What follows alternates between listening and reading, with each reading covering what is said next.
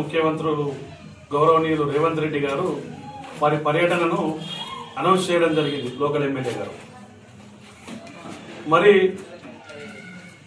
గత 2 సంవత్సరాల క్రితం ఇచ్చి అధికారంలోకి వచ్చిన కాంగ్రెస్ ప్రభుత్వం మరియు వారి యొక్క ముఖ్యమంత్రి గారు రేవంత్ రెడ్డి గారు 2 సంవత్సరాల తర్వాత మరి నర్సంపేట నియోజకవర్గ ప్రజలను గుర్తు తెచ్చుకోవడం చాలా సంతోషంగా ఉంది. మరి ఈ 2 సంవత్సరాల పాటు నర్సంపేట నియోజకవర్గ ప్రజలు, ఇక్కడ ప్రజల కష్టాలు, ఇక్కడ ప్రజల మంచి చెడు, ఒక రాష్ట్ర ముఖ్యమంత్రి అయి ఉండి వారికి ఏనాడు గుర్తు రాలేదు. వారు ఇచ్చిన 6 గ్యారంటీ హామీలను, 420 హామీలను అన్నిటిని కూడా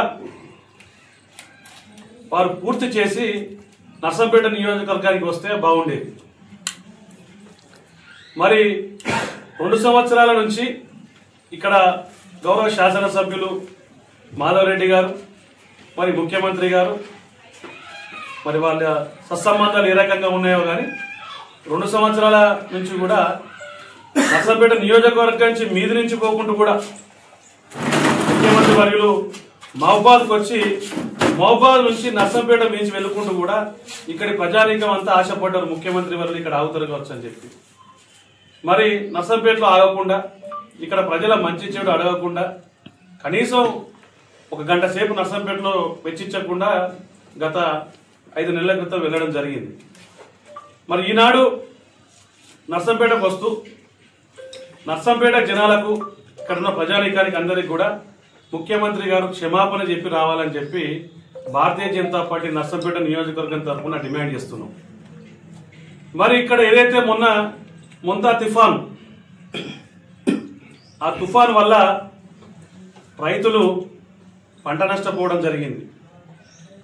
వరి రైతులు కానీ, పత్తి రైతులు కానీ, మొక్కజొన్న కానీ, రకరకాల రైతులందరూ కూడా నానా కష్టాలు అనుభవించి మొత్తం పంటనంతా నష్టపోవడం జరిగింది, చేతికొచ్చే పంట. మరి ఆ పంట నష్ట పరిహారాన్ని వాళ్ళకి ఇవ్వకుండా, వాళ్ళకి అవి రిలీజ్ చేయకుండా, మరి అవి చేసి వస్తే బాగుండేదని చెప్పి కూడా డిమాండ్ చేస్తాను. పంట నష్ట పరిహారం డబ్బులు కూడా రైతులకు రిలీజ్ చేసి నర్సంపేటకు రండి. మరి ఇంకొక ముఖ్యమైన విషయం,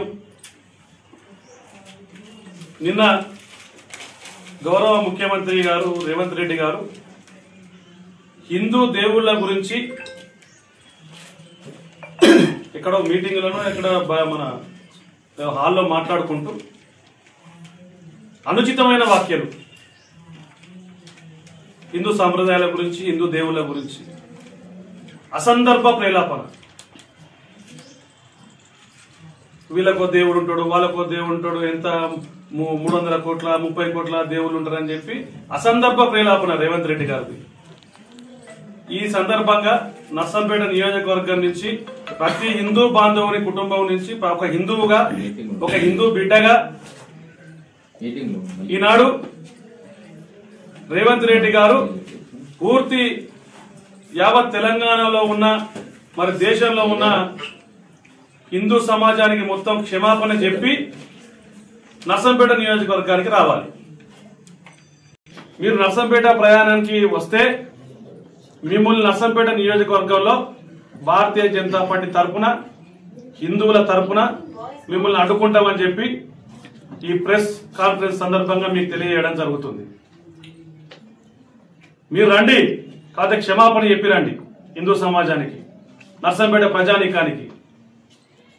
మీరు వచ్చి డెవలప్మెంట్ కార్యక్రమాలు చేస్తా అంటే మిమ్మల్ని అడ్డుకునేంత ఇది కాదు, కాకపోతే మీరు క్షమాపణ చెప్పిరండి సమాజానికి. మీరు క్షమాపణ చెప్పి రాకుంటే మీ పర్యటనను భారతీయ జనతా పార్టీ నర్సంపేట నియోజకవర్గం అడ్డుకుంటది. ధన్యవాదాలు.